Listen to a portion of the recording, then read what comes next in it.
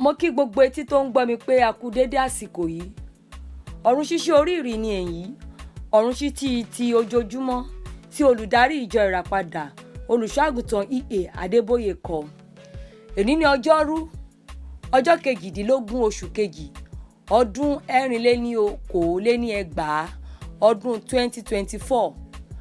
Àkọlé ọ̀run ṣíṣí ti òní ni a pè é láti máa gbàdúrà. Àkọ́sórí wa ta rí nínú ìwé Tẹsalóníkà kínní orí 5 ẹsẹ̀ 17. Èyí tí ó kà báyìí wípé ẹ máa gbàdúrà ní àìsinmi. Ọ̀pọ̀ àwọn ìránṣẹ́ Ọlọ́run máa ń sọ̀rọ̀ nípa àdúrà tí wọn yóò sì darí àdúrà nígbà mìíràn, ṣùgbọ́n wọn kì í sábà gbàdúrà. Wọn yóò kéde kókó àdúrà náà ní kí àwọn ènìyàn gbàdúrà. Ohun tí wọn yóò ṣe títí ni pé wọn yóò máa rọ àwọn ènìyàn kí wọ́n máa gbàdúrà lọ. Wọn kì í gbàdúrà nínú àwọn ìpàdé àdúrà tàbí níkọ̀rọ̀. Èyí jẹ́ ọ̀kan lára àwọn ìdí tí ọ̀pọ̀ kì í fi mú ìpè Ọlọ́run ṣẹ lórí ayé wọn. Pọ́ọ̀lù àpọ́stólì jẹ́ ọkùnrin àdúrà. Nínú Tẹsalóníkà kínní orí 5 ẹsẹ̀ 17, ó ní ẹ máa gbàdúrà ní àìsinmi. Nígbà tí mo bá fẹ́ kúrò ní ilé mi fún ìrìn àjò, olùṣọ́-àgùntàn Adeboye ni wọ́n sọ̀rọ̀ níbí. Màá gbàdúrà. Nígbà tí mo bá dé ibi ọkọ̀, màá tún gbàdúrà.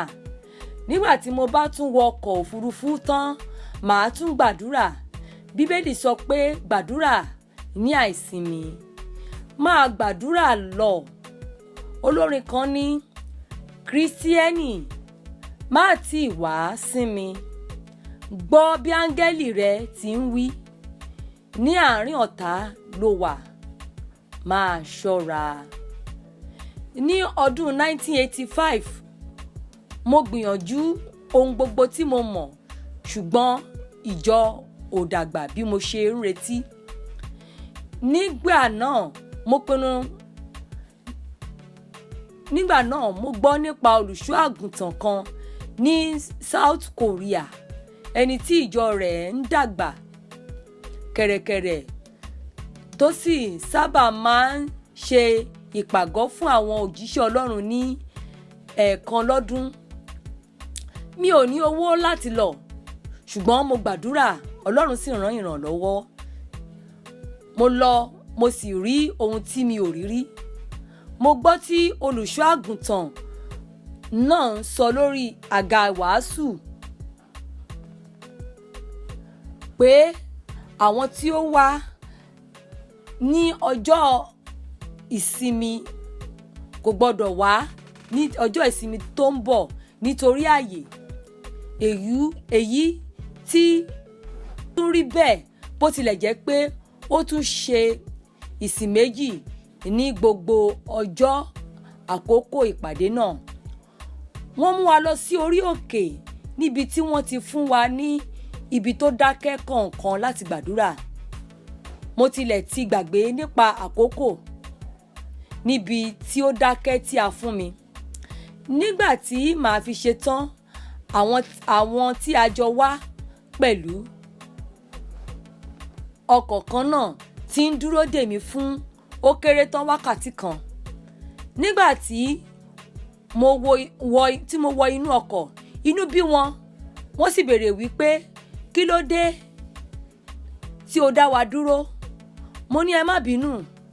Mo lérò wípé a wá gbàdúrà ni. Wọ́n ní ṣé o fẹ́ gba gbogbo rẹ̀ tán ní ọjọ́ kan ni? Ẹnikẹ́ni ò bá mi sọ̀rọ̀ lójú ọ̀nà wa padà.